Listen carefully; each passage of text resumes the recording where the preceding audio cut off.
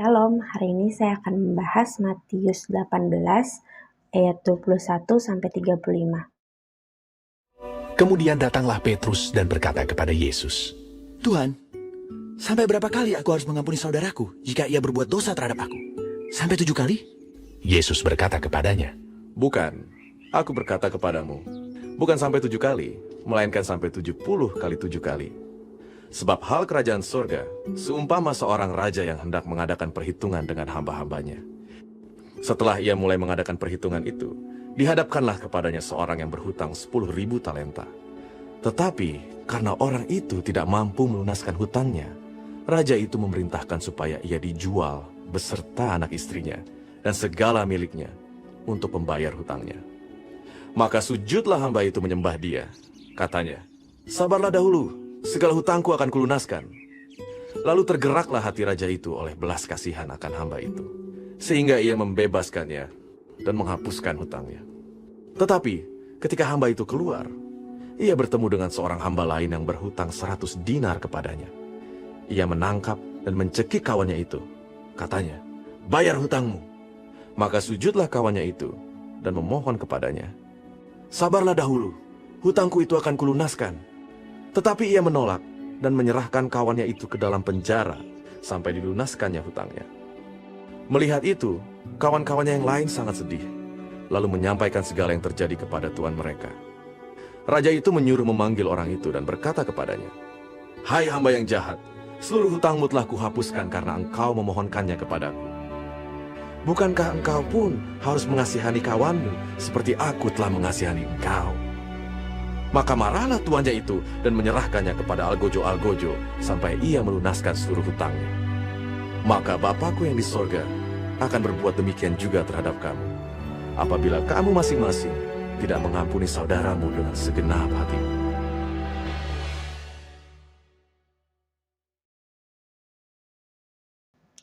Di sini Tuhan Yesus membicarakan perumpamaan tentang pengampunan. Kita sendiri udah sering dengar kata mengampuni, dan kita tahu betapa pentingnya hal itu untuk kita lakukan. Tapi memang saya akui sendiri kalau mengampuni adalah hal yang tidak mudah untuk dilakukan. Kita bisa saja terluka oleh karena perkataan, sikap, dan perbuatan seseorang pada diri kita. Dan kita juga bisa terluka oleh karena keadaan yang kita alami tidak sesuai dengan ekspektasi kita. Sebetulnya perasaan kecewa, marah, terluka, sedih, itu adalah hal-hal yang wajar untuk kita rasakan. Karena kita adalah manusia yang memiliki emosi dan perasaan. Tapi yang menjadi pertanyaan adalah, apakah kita memproses luka tersebut atau tidak?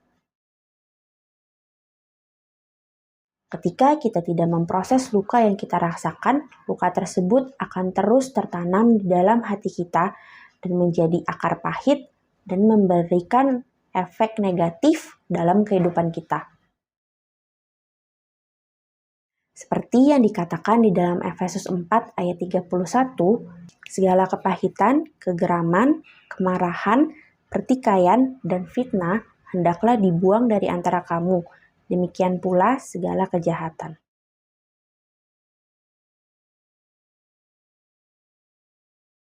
Sesuai dengan firman Tuhan tersebut dikatakan segala kepahitan, kegeraman, kemarahan harus kita proses dan kita buang dari hati kita supaya hati kita tidak terpenjara dengan hal tersebut.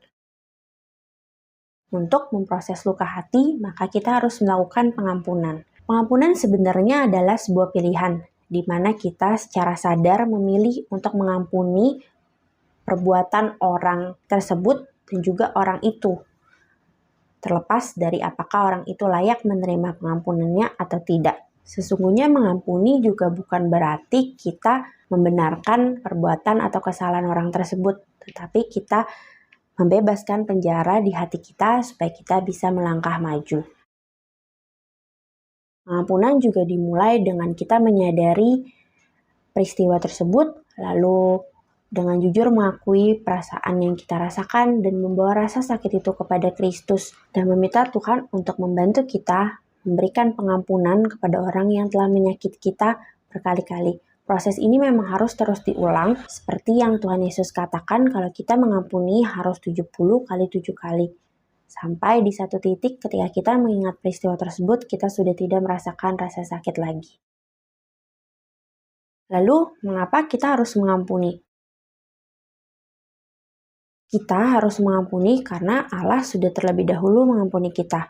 Seperti yang dikatakan di dalam Roma 3 ayat 23, karena semua orang telah berbuat dosa dan telah kehilangan kemuliaan Allah. Kita semua adalah manusia berdosa, kita sering melakukan kesalahan, dan kita semuanya memerlukan pengampunan dari Allah. Dikatakan di dalam Roma 5 ayat 8, akan tetapi Allah menunjukkan kasih-Nya kepada kita oleh karena Kristus telah mati untuk kita ketika kita masih berdosa.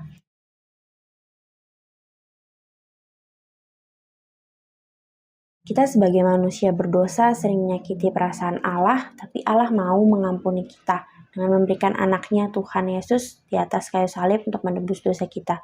Jadi sudah sepatutnya kita yang telah diampuni oleh Tuhan juga mengampuni kesalahan orang lain yang orang lain perbuat kepada kita. Di dalam Kolose 3 ayat 13 juga dikatakan, sabarlah kamu seorang terhadap yang lain dan ampunilah seorang akan yang lain. Sama seperti Tuhan telah mengampuni kamu, kamu perbuat jugalah demikian.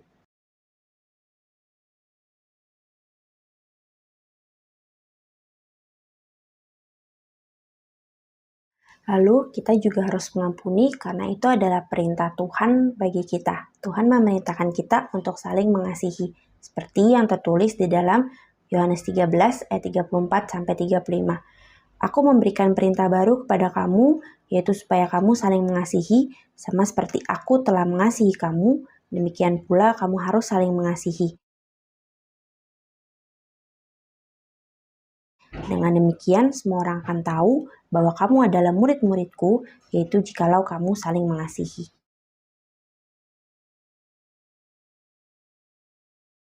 Jadi Tuhan memerintahkan kita untuk saling mengasihi.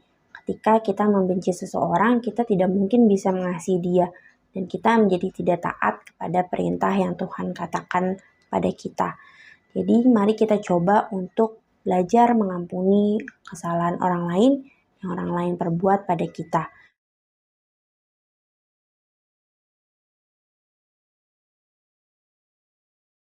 Lalu mengapa kita juga harus mengampuni? Karena tidak mengampuni memberikan efek yang tidak baik bagi kita. Tidak mengampuni bisa membawa penyakit, dan kita juga tidak merasakan kebebasan di dalam hati kita. Kita seperti membawa sampah kemana-mana yang kita gotong-gotong di pundak kita. Itu akan memperberat beban yang kita rasakan. Saya sendiri merasakan efek negatif dari tidak mengampuni.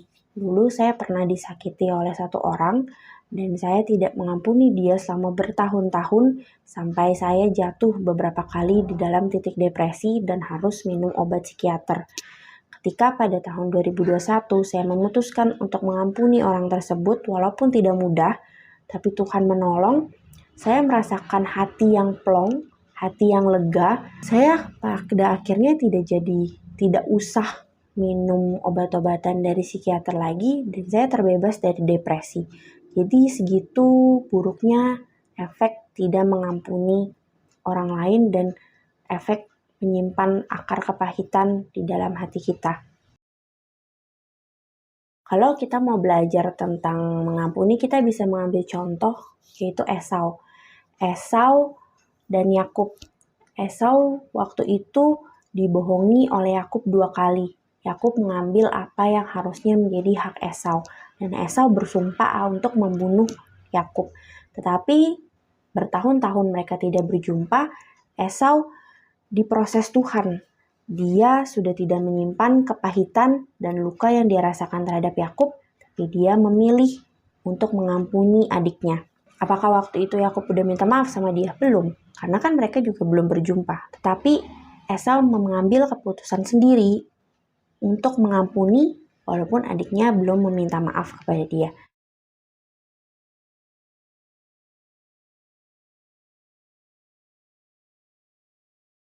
Mengampuni berarti tidak membiarkan rasa sakit menghancurkan hati kita. Kalau kita memilih untuk terus marah dan menyimpan kesalahan orang dalam hati kita menjadi tidak bebas. Dan hati kita juga makin rusak karena iblis bisa memakai hal tersebut dan menjadikannya lebih buruk lagi. Kepahitan yang kita rasakan juga bisa mempengaruhi hubungan kita dengan yang lain. Misalnya kita lagi marah sama si A, tapi yang kena si B. Karena di hati kita penuh dengan kemarahan. Jadi yuk kita belajar untuk mengampuni. Kita minta Tuhan untuk bantu kita mengampuni orang tersebut. Perlu diingat kalau mengampuni bukan berarti kita melupakan peristiwa tersebut. Contohnya apa? Allah Bapa yang sudah mengampuni kita pun, dia tidak melupakan peristiwa tersebut, bahkan dia catat di dalam Alkitab.